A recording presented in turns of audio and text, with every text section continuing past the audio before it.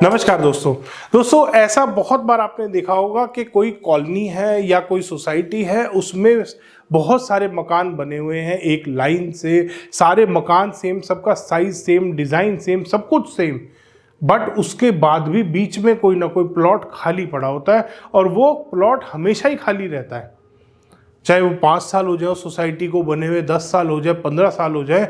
आमतौर पे हमने देखा होगा, जैसे यहाँ पे भी आप देख सकते हैं, सारे मकान लगभग सेम बने हुए हैं, थोड़ा बहुत कलर का फ़र्क है, सबका स्ट्रक्चर सेम, डिज़ाइन सेम, सब कुछ सेम है, अंदर इंटीरियर सेम है, बट उसके बाद भी बीच में प्लॉट खाली पड़े हुए हैं। ऐसा क्यों होता है? बहुत बार आपने देखा होगा इस चीज़ को।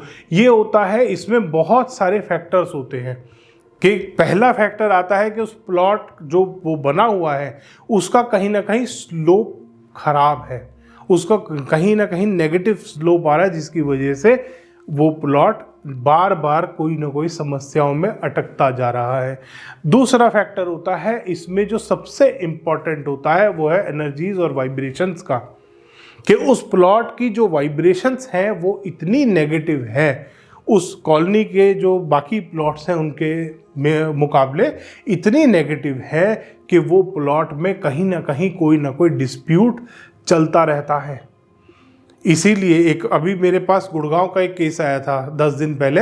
वहाँ पर था कि सर, मैं जितनी बार इस प्लॉट को बनाना स्टार्ट करता हूँ, जितनी बार मैं सोचता हूँ इसको बनाना शुरू करूँ, मेरे साथ पैसे की समस्या आनी शुरू हो जाती है। इंडस्ट्रियलिस्ट हैं वो, काफ़ी बड़े, कहते मेरे साथ बिजनेस में समस्याएं शुरू हो जाती है। जब मैंने सोचा है कि अब मैं अपने रहने के लिए, उनके पास छोटा मकान है तो उन्होंने एक बड़ा प्लॉट खरीदा था कि उसमें कंस्ट्रक्ट करूँगा, रहूँगा आराम से, फैमिली बड़ी है। प्लॉट अभी जो घर बना हुआ है करंट वाला वो छोटा है, बट वो कहते सर जिस दिन से लिया है, 4 साल हो गए इसको लिए हुए, जब इसको बनाने का सोचता हूँ कोई ना कोई समस्या आ जाती है। प्लान मेरे अप्रूव्ड पड़े हुए हैं, वास्तु से बनवाए थे उन्होंने प्लान, किसी से प्लान मेरे अप्रूव्ड है, सब कुछ सही है, पैसे भी होते हैं जब मैं सोचता हूँ, बट जैसे ही मैं उसको स्टार्ट करता हूँ, एक बार तो कहते मुझे लेबर ही नहीं वो मिली मेरे को, जो मैं फाइनल करके गया था, जो जिस ठेकेदार को मैंने फाइनल किया था वो ठेकेदार पैसे लेके भाग गया मेरा।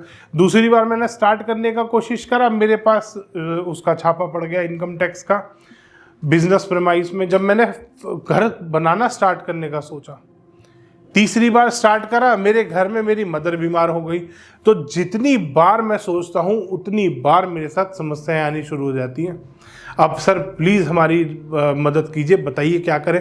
जब वहाँ पर विजिट करा तो जो लैंड वाइब्रेशन मिली रेजिडेंशियल के हिसाब से बिल्कुल नेगेटिव मिली, बिल्कुल नेगेटिव, बिल्कुल ज़ीरो मिली। उनको उसी दिन मैंने बोला, इस प्लॉट को अगर आप कंस्ट्रक्ट करना चाहते हैं तो प्रॉपर रेक्टिफिकेशन के साथ, जियोपैथिक टेस्ट भी उसमें लेवल 3 का मिल रहा था, नंबर 7 का मिल रहा था, लेवल 3 का मिल रहा था। उसके बाद मैं कहा रेमेडी करके ही आप इस प्लॉट को कंस्ट्रक्ट कर सकते हैं। बहुत बार ऐसा होता है कि नेगेटिव प्लॉट्स मिल जाते हैं हमारे को कहीं ना कहीं, कोई ना कोई। उसके बाद फिर उसमें रेमेडी करी, रेमेडी करने के बाद उन्होंने उसमें कंस्ट्रक्शन स्टार्ट करी, तब जाके वो भूखंड उनका प्रॉपरली कंप्लीट हो पाया है। इसीलिए हमेशा हम रिकमेंड करते हैं कि जब भी आप कोई नया भूखंड, नया प्लॉट ले रहे हैं, बना बनाया मकान ले रहे हैं।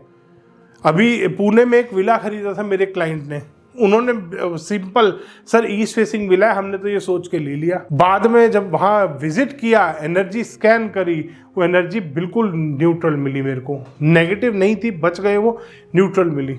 रेजिडेंशियल के हिसाब से वो उस एनर्जी लेवल पे भी हम कहते हैं कि आप पहले इसमें रेक्टिफिकेशन करिए, उसके बाद ही आगे बढ़िए इसमें। तो इन चीज़ों का आपको बहुत ध्यान करना है। वाइब्रेशन, सिर्फ प्लॉट की दिशा काफ़ी नहीं है देखनी कि पूर्वमुखी है चलो ले लो, उत्तरमुखी है चलो ले लो। प्लॉट में वाइब्रेशंस कैसी हैं, प्लॉट आपको सूट करेगा भी कि नहीं करेगा, ये चीज़ों को जानना, डीप एनालिसिस उस प्लॉट का बहुत ज़रूरी होता है।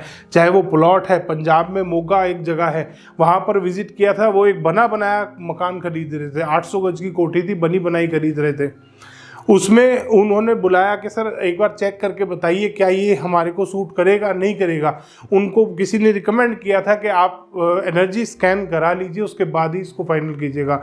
जब ईस्ट फेसिंग थी, बहुत बढ़िया बनी हुई थी, वास्तु से बनी हुई थी। बाई चांस मिलते हैं ऐसे मकान, मगर जब वहाँ पे विजिट करा तो क्लियरली उनको नो बोल के आया था मैं कि ये मकान मत खरीदना। उसके बाद भी उन्होंने ख़रीदा और उन्होंने फिर बाद में भुगता और कम रेट पे वो उनको छोड़ना पड़ा, क्योंकि जिस दिन से उन्होंने लिया था उनके साथ एक के बाद एक उनके साथ समस्याएं ही ख़त्म नहीं हो रही थी। 8 महीने में वो मकान छोड़ के चले गए थे। तो बहुत बार ऐसे ऐसे केसेस भी हमें देखने को मिलते हैं। तो आप भी ध्यान करिएगा, अगर आप कोई अपने घर में कंस्ट्रक्शन कर रहे हैं, नया प्लॉट में कंस्ट्रक्शन कर रहे हैं, घर में रेनोवेशन कर रहे हैं, बना बनाया मकान खरीद रहे हैं, कोई दुकान खरीद रहे हैं, शोरूम खरीद रहे हैं, फैक्ट्री खरीद रहे हैं, एक बार बेसिक वास्तु के साथ एनर्जी स्कैन ज़रूर कराएं। धन्यवाद दोस्तों, वीडियो पसंद आए तो इसको लाइक करें, शेयर करें और चैनल को सब्सक्राइब करना ना भूलें।